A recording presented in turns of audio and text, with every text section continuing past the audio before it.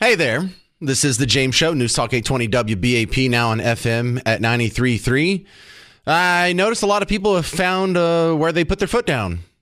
You know, when it comes to the trans movement, you're called transphobic, but I realize you're not scared of them. In fact, you're probably pretty accommodating. If you had a friend who was in the room with you and he wanted to be called a she, you'd probably accommodate it. No need to stir the pot or be a butthead about it. Just go along to get along.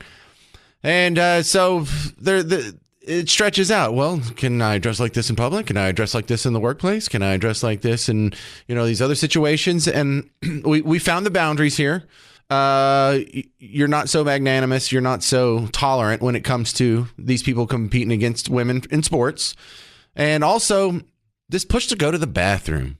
This is a weird part about the American experience throughout history that's always been associated with the Democrat side. They always want to jack with the bathroom rules. And that is so weird. Like, how weird is it to think that 100 years ago, really just like 80 years ago, you could go into a restaurant and there would be different bathrooms for whites and blacks. There would be different areas of seating for whites and blacks. Why do y'all care? Why did you care where Democrats, seriously, during Jim Crow, segregation, why did you care where black people pooped? Why was that even an issue? That is so weird. Oh, we can't have them using the same toilet as you? And so now here they are. The modern iteration is, why can't you just use the same damn bathroom that every society in human history has decided the rules for? The same definition of the same word. Look, I'm not going to say like you have a mental illness or whatever, but your fantasy that everyone is going along with, it stops at the bathroom door. And there have been reasons, that we have theorized. Well, why do all the cultures that have indoor plumbing have separate facilities for men and women? It's for the men. It's because men can't behave. It's because whenever you see someone put a hidden camera in a bathroom, 100% chance it was a dude. We can't be trusted in those situations. And I don't mean we like me and Garrett and Sean, but of all the toilet cam men out there, let's keep them out of the women's bathroom. That's why we have the rules, because there are some freaks out there who don't play by the rules, who take advantage of a situation to get vulnerable women in a place where there's no witnesses and no cameras and no help coming. Can they keep that space for themselves? This is the party of safe spaces. So we're testing it for the first time in Congress. We have a trans woman that's been elected, which means it's a dude that dresses like a woman.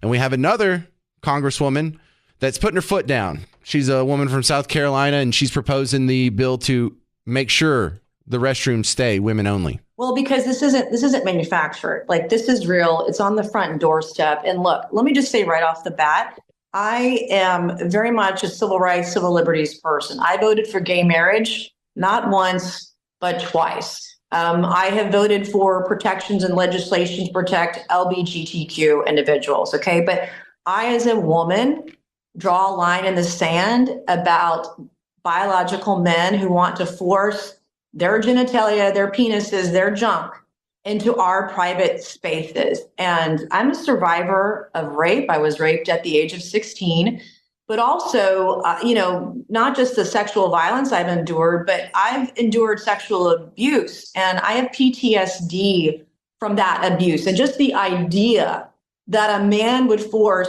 himself into our dressing rooms or in our locker rooms or in the stall next to me and his junk. It's an assault on women. And I know how vulnerable women and girls are based on my own personal experiences. And this is a big fat red line in the sand for me. I mean, you can only go so far, and I'm not going to strip women's rights away from 0.5% of the country. At some point, you have to say no more.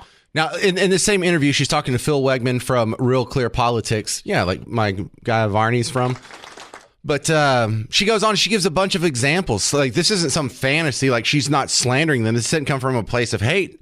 There was the sexual assault that happened in the high school girls' bathroom from a trans person in London County. There's an example in Oklahoma. There's one in Wyoming where they sexually assaulted a 10-year-old girl in the bathroom. There's in Wisconsin, there was another issue with a transgender, a guy pretending to be a girl in the girl's bathroom. flashing them in the locker room. There was the one in Alaska. I'm just going through my list here because we actually kept up with that. There was another YMCA incident that I remember that girl from Tucker Carlson Live. Where was that at? Anyway, so she has examples like, no, how about we just keep the bathroom rules the way they are? And this is the problem you have with the sort of the woke intersectionality argument. She is a woman. She is a sexual assault. She's a rape survivor. She has PTSD. Things trigger her. Do we not care for her feelings? See, so who wins? Is it the grievance, the pain that the trans woman's going to feel when she has to go into the men's room? Oh, we don't care about her feelings. Well, whose feelings are you choosing? They're very clearly choosing trans over women. Here's AOC, her response. What Nancy Mase and what Speaker Johnson are doing are endangering all women and girls. Because if you ask them, what is your plan on how to enforce this? They won't come up with an answer. And what it inevitably results in are women and girls who are primed for assault because people are going to want to check their private parts in suspecting who is trans and who is cis and who's doing what. And so the idea that Nancy Mace wants little girls and women to drop trow in front of who? An investigator? Drop trow? Who would that be? In order because she wants to suspect and she point said fingers drop at trow. who she thinks is trans is disgusting. All right, hey, so AOC says, well, if we have the bathroom laws that way, then we're going to make women and little girls drop trow, and there's going to be, what, the undercarriage inspector at the door? See, she's talking about a fantasy scenario. That's what she's concerned about, because for all of human history, up until about 5 months ago, we all agreed if you're a dude, go to the dude's bathroom. I don't care if you're wearing a skirt or not. Did we ever have the undercarriage inspector? Ever once in 10,000 years of recorded human history, has there ever been an undercarriage inspector? Because we've always had the bathroom rules this way. So she's actually worried about a fantasy scenario that's never happened, that's not gonna happen, that can't happen. Mase is talking about some real things that have happened to her, things that have happened in Virginia and Alaska and all these other actual incidents, Wyoming even, of her concerns actually happening in the real world. Yet they are siding with the fantasy side over the legit grievance side. They are siding with the 0.05% of the population that is a dude that wants to wear a wig over the 51% of the population that's women. Make it make sense. You can't. 800-288-9227, 800-288-9227. Rod Stewart's coming to Lucas Oil Live at WinStar World Casino March 8th. You can get tickets now at winstar.com. Yeah, he's still alive. He was on Dead or Alive this week. He was on the Rod edition on Monday. Text Rod to 800-288-9227 for your chance to win a pair of tickets. It's our phone number, 800-288-9227. Text Rod. Rod, the word Rod, not a picture. The word Rod to 800-288-9227. Debbie Schlussel's coming up next on The James Show. I'm James Parker. It's News Talk 820 WBAP, now on FM at 93.3. All right, I was going to get back into this bathroom situation because what was it, 20-something years ago? It was one of the last jobs I had before I worked in radio. I worked with a trans person who was actually out, and it was a guy that was about my height. I'm 6'3", so this is a big dude. And he wore a wig and put on makeup and women's clothes every day and was just a few desks down from me. Bro, even then, back then, no one brought anything up. If you had to ride in the elevator with her, yeah, I'm calling her. You didn't ask about it. Like, hey, how's your day? Or would you do anything this weekend? Or where'd you go for lunch? You never asked can't you at least wear flats? I mean, you in high heels, you're as tall as me now. You were so scared to even broach the subject because, I'm at the bottom of the totem pole. I'm in my 20s just trying to figure things out, and I don't want to cause any problems. And I think that's kind of the same feeling a lot of people have, and it's wrong. Thinking like that is what got us this far down the weirdo rabbit hole in the first place. And so part of me has deep admiration for what Congresswoman Nancy Mace is doing by trying to push this rule, by trying to get it in the House rules that you have to use the bathroom of your biological sex. And she knows she's going to get criticism. She knows people are going to push back. She knows that there's going to be spineless people on her side that aren't going to come to her defense because, they don't want to get wrapped up in it. They'd rather just go get their little pork projects done, deliver for their donors. Like the example is Mike Johnson. This is the Speaker of the House, the Republican Speaker of the House, asked about the bathroom bill, and he dodges. Mr. Speaker, is freshman-elect Sarah McBride a man or a woman? Look, I'm not going to get into this. We welcome all new members with open arms who are duly elected representatives of the people. Coward. I believe it's a dude. A command that we treat all persons with dignity and respect, and we will. I'm still treating them with dignity and respect if I accurately identify their gender. That's not disrespectful to tell the truth. And I'm not going to engage in silly debates about this. You're a coward, there's a sir. concern about the uses of restroom facilities and locker rooms and all that. This is an issue that Congress has never. This guy's a politically correct fraud. You don't have the guts to say a dude is a dude. Have they not read, like, The Emperor Has No Clothes? Like, I just relish being the kid that goes out there in front of all the educated, the royals, the elites, the aristocrats, and being like, no, dude, he's naked. No, he's not really wearing anything. He doesn't have any. I can't pretend to not know that. I can see his junk. And so a very similar metaphor going on here. You spineless cowards. However, if you had someone come into your workplace and it was a trans and they're like, I demand to use the women's restroom, and the company said, okay, would you put up a stink? Or would you be worried about getting called to HR? Would you be worried about getting fired? Would you be worried about your job or just causing calamity? Or would you just go along to get along? I know a lot of you think you would be the hero, but when it came down to it, would you be more like Mike Johnson or Nancy Mase? 800-288-9227. Some of you have already gone through this. I want to hear your story. 800-288-9227. I'm James Parker. It's The James Show. News Talk 820 WBAP, now on FM at 93.3. Hey there, welcome to The James Show. News Talk 820 WBAP, now on FM at 93.3. They're debating the bathroom rules in Congress, and one woman is stepping up and putting her foot down, and no one seems to be helping her out.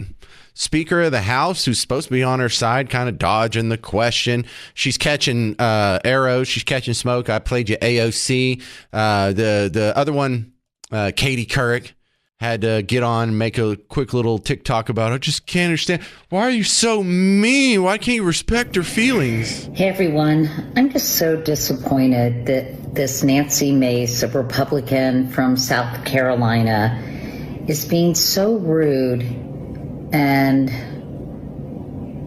I don't know, just bigoted against Sarah McBride, who is a new congressperson from the state of Delaware. I know Sarah. Wait, don't you get like the obvious paradox? How come she's the one being bigoted against the trans person, but the trans person isn't being bigoted against women who just want to have their own space without seeing a guy's junk or the possibility of having to be naked around that? Isn't that weird how the respect, the demand for respect and understanding only goes one way? And if the other person doesn't relent, they're bigoted, but you're not. She is the first openly transgender member of Congress, and she's an extraordinary human being. Oh, I'm sure she's extraordinary. Has done a great job representing the people of Delaware and is now going to be doing it in Washington. And it just seems nasty and mean and cruel because she is the only member who is now forbidden to use the ladies' room. No, actually, disinformation, fact checkers, Snopes. Actually, all men will be prevented from using the women's bathroom under the new rules. It won't only discriminate against that one person. In fact, since Congress is like 70%, almost 80% dudes, 80% of the Congress is going to be subjected to these rules. Katie, like, you're not only just wrong, like, it's just mean. Why isn't the trans person mean? It's like, I insist. This woman, she's a woman. She doesn't feel comfortable around men in the bathroom. She's a rape survivor. She's a sexual abuse survivor. She has PTSD, all these other conditions. How come there's no concern for her? How come she's not the hateful one? No, I insist on going to the bathroom in your restroom. How come she's not the hateful one? Anyway, let's take some calls on this. You got some good ones hanging on. Let's talk to Alan in Dallas. You're on WBAP. What do you think, sir?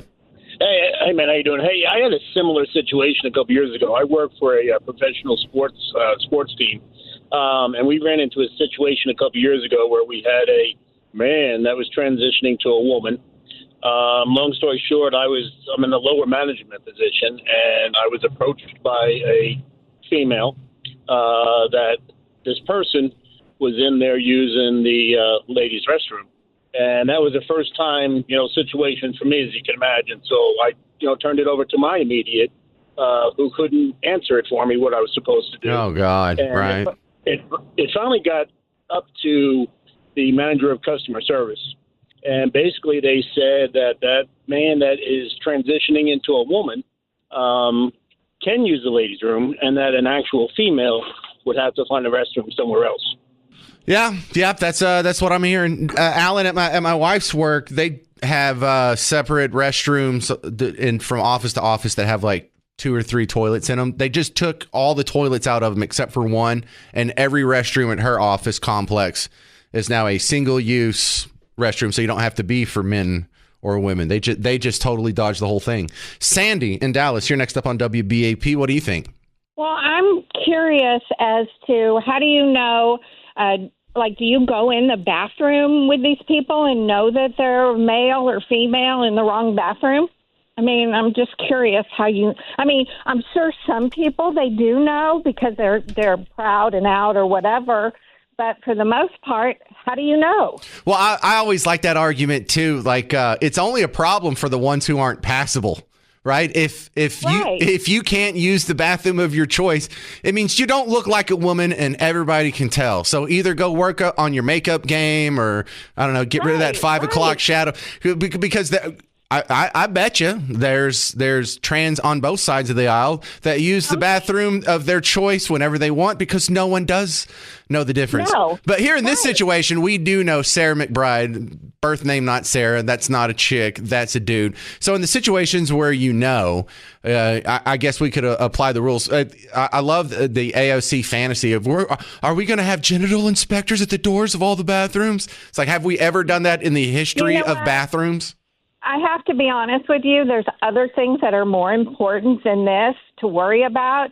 And as far as the Matt Gaetz resigning, he only resigned because he's guilty. Why would he resign if he wasn't guilty? Well, maybe he's not guilty of a crime, but there's nothing illegal about, doing a 17-year-old at a Florida party, even when you're, I don't know how old he was at the time. I understand that. I do understand. Then fight for it, okay? And say it's not illegal. I did nothing wrong. But by him, this is my opinion. By him resigning, he's saying I am being. Maybe it wasn't just one thing, the 17-year-old thing. I think it was the other things too.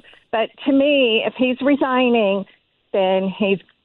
I don't know. Well, you're missing another step here. He's also resigning not because of this story on its own, but because of this story means he's not going to get confirmed anyway. There's going to be enough Republicans who vote against him that he would go through all of this for nothing. So he doesn't have the vote. So the real question, good point. Yeah, the real question is, who are the squishes that back down? Well, at a good point. I mean, and this is his party, the Republicans. It's not who are fighting him and wanting him. I don't know. I know. It's disappointing, isn't it? It's disappointing all around. I mean, you have Trump, who's got his own issues. Well, he's president. So how can they? I don't know. They elected him with all his stuff, and now they're not electing Gates. That makes no sense. So I think they just don't like him. I don't know. I feel like I miss details in a lot of these stories. Like clearly there's something I'm missing, Sandy. Clearly. I mean, all right. Coming up next, Julie Balke from the Balke Group's going to talk about some workplace issues as well. And I'll bring this up with her, too. The whole, if she has any recommendations as a career coach for bathroom controversies. We never had bathroom controversies 10 years ago, 20 years ago, all of human history up until about what? Caitlyn Jenner? 800-288-9227. I'm James Parker. It's The James Show. News Talk 820 WBAP, now on FM at 93.3. Hey there, welcome to The James Show. News Talk 820 WBAP, now on FM at 93.3. Yeah, a lot of workplace weirdness coming up on the show today. Let's ask Julie Balke about it from the Balke Group. She does... your website says like career happiness coaching. Are you a career happiness coach? I didn't know how the word happiness got in there. Yeah, because doesn't everybody want to be happy at work? It is possible. No, I don't mind if I'm miserable. I want to make piles and piles of money. Yeah, but see, not everybody's like that. And some people, that's what they care about. Others, they have different priorities with work. But being miserable at work, it just ripples out to, I think, bad relationships, bad health, et cetera. So, yeah. Well, I'm just trying to sound like get into the job. I'm trying to sound like a tough guy here, the guy in showbiz that I do a talk show. Clap for me. No, I have a super happy job, actually. Listen, we were talking earlier about some uncomfortable situations, like what's going on in Congress right now. They're trying to solidify the bathroom laws because there's the first trans person that's coming into the workplace. And I was marveled that there was one woman who was putting her foot down, but there wasn't a whole lot of people standing by her. And, you know, whether it's the bathroom rules or whatnot, if you want to have a rule change in the workplace, do you necessarily have to get a bunch of allies before you even bring it up? Not necessarily. It depends on your workplace. If you work for a large organization, depending on what the rule change you're trying to get is, you've got to start with that department and you've got to make a case for it. And so I don't know. I mean, Congress is a different animal, obviously, in many ways. But yeah, it is. You're right, though. What you said at the very top is, there is a lot of workplace weirdness going on. We're in a time of great transformation in terms of what work is going to look like moving forward. And right now, you know, you talk about the sausage, we're watching the sausage being made. And so as everybody's trying to figure out, there's an awful lot of conflict really on both sides of the desk. And, you know, that's what we're seeing in real time. I think we're getting to the part in the sort of the cultural tension to where the reverse virtue signal may start coming up, because I was thinking, Julie, you know, there's a lot of, you know, corporations out there that'll change their profile picture for whatever the cause of the month is. But there's other places that they could be telling workers, hey, if you come work for us, you won't have to deal with any of that. You could just do your job and go home. Yeah. Yeah. And so it's what is so interesting is you see corporations trying to navigate this, and it is hard because you want, you know, if you think our country split 50-50-ish, if you just look at voting results, and we just take that as a point for this discussion, corporations have to figure out what they want their presence, their brand, their statements to be, because it's not just about customers. But Gen Z has made it all about them as well. And so they are very aware of what their organization's policies are, how they treat the environment, where they invest, and they're not afraid to bring it up. I mean, back when I was that age, I wouldn't even know what that meant. And so there's this awareness that organizations have to navigate. And yeah, some of them are just saying, we're not doing it, period, end of story. We're not taking a side. This is what we're here to do. We're here to make widgets. That's what we're going to do. Well, if you're a business owner and some of your younger employees start leaning on you for such things, do you necessarily push back? I mean, what's your initial reaction to that? You know, it really depends. I think it's this generation, they want to be heard. And I think sometimes we're afraid to listen because we're afraid once we listen, we have to act. But I've found many of them I've worked with, to be very reasonable. They want you to hear them out. But it doesn't mean that you have to change your entire production process or your entire where you donate just based on what they tell you.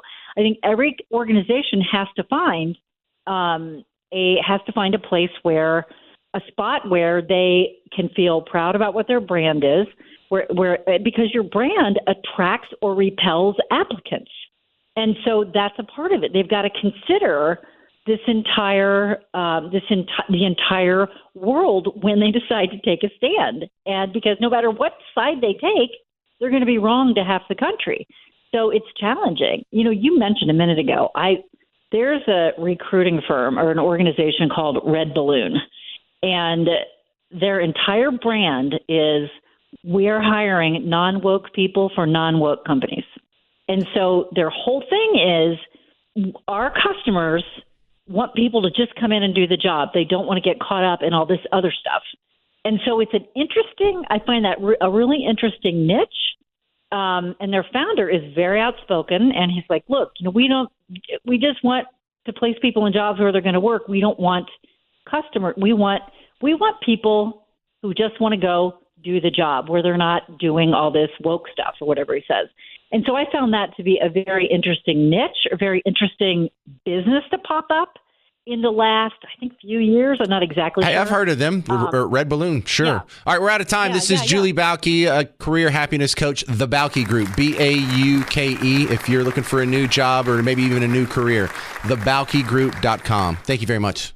But yeah, bye. Bye, Julie. All right, Violent Femmes coming to the Pavilion at Toyota Music Factory March 22nd. Get tickets at livenation.com, or you can text MUSIC to 800-288-9227 for your chance to win a pair of tickets. Text MUSIC for Violent Femmes tickets, 800-288-9227. Stay put. Mark Levin's coming up next. I'm James Parker. This has been The James Show. News Talk 820 WBAP, now on FM at 93.3.